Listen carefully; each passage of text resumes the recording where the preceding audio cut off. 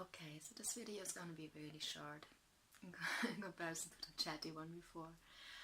I guess you have thought about a little now what the base ingredient of your processed food is, what the seasons of your vegetables and fruits are, and you might have already researched if there are some farmers markets around weekly where you could buy just real fresh produce, and that most of the time is even cheaper, where you could get an overall feeling for what is at season and what time, and talk to the people how they store their stuff or ask them for good preserving methods. I've done that quite a lot recently. Everywhere where I went, I saw people are growing things and having abundance of one thing where I knew, okay, they have to now store it somehow or preserve it.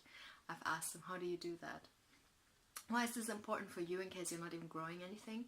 Because if you're actually going with the seasons more, you will find yourself most probably also traveling sometimes to the countryside when you know, okay, it's apple season, or it is,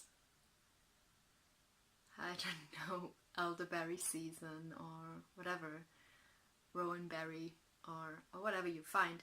So then you will see yourself all of a sudden with an abundance of one thing that you have collected maybe on one day in the weekend, where you said, okay, this is going to be my foraging day, and you most probably won't know what to do with it.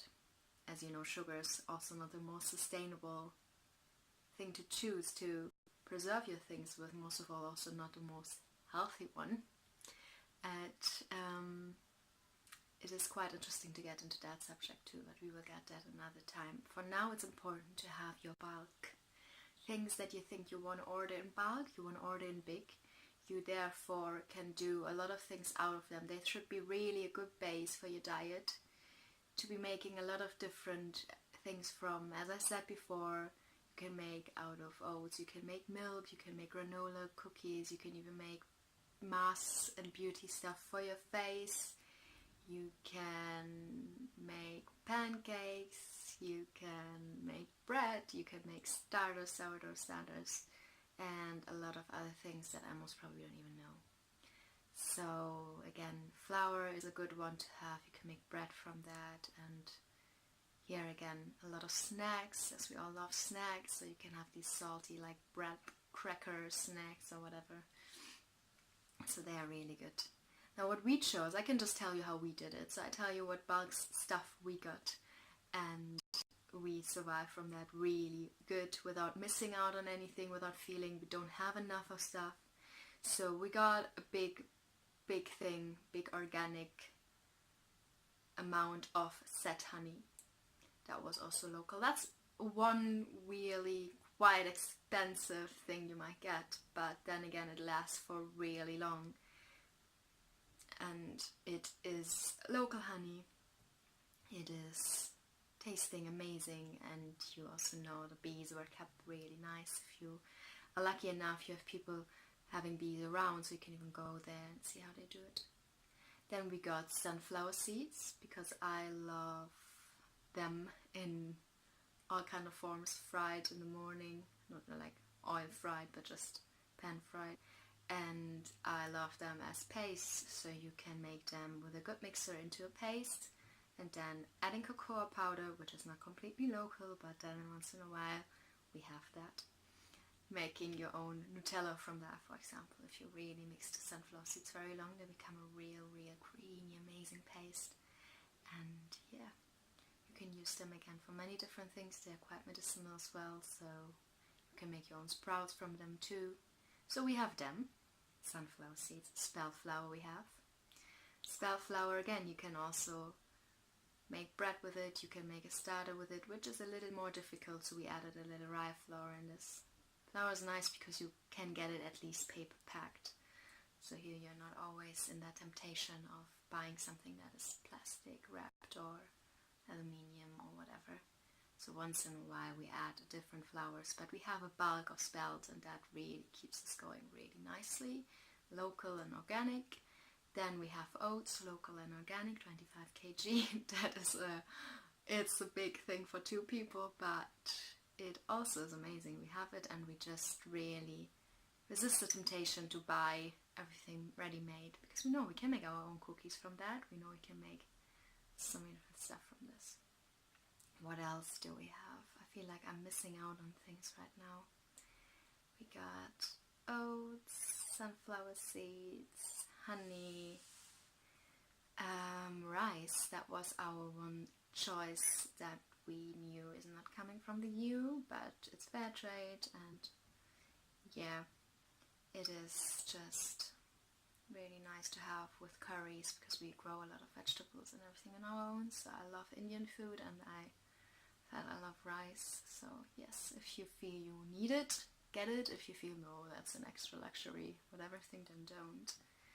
We got that in bulk, rice, and I would say that is really about it.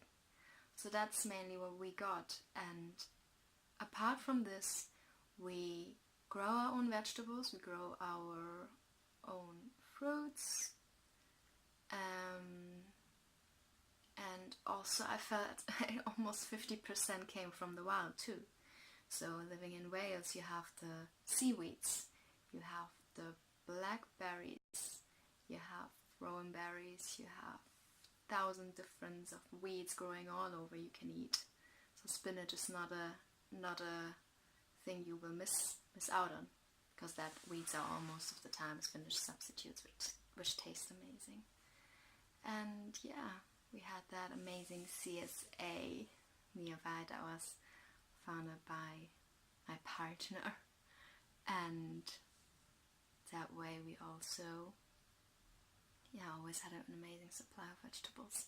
But that's really it. So it was a one-time big payoff that is gonna last you for really, really long. So you might once have to pay 120 euros or so for your bulk stuff, because we also always had an agreement with a restaurant that we got things cheaper. We could order them in these bigger platforms where restaurants also order their stuff from, and we just put our stuff on the list, and therefore we got it to a reduced price. So maybe you can also ask the restaurants around you when they do their next order and where they're ordering from. Of course, you need certain restaurants that order from a platform where you get organic and local and mostly packed in paper.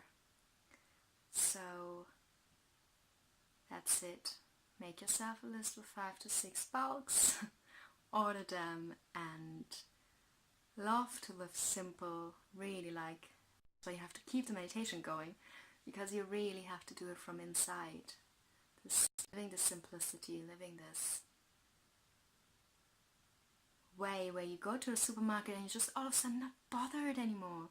There's so much offer, but you just walk straight to something you might need because you don't really buy them back, like oil or so. Sometimes we go to the supermarket to get oil, and it's such an amazing feeling to just go and get that, because you don't need anything else, and that is so amazing.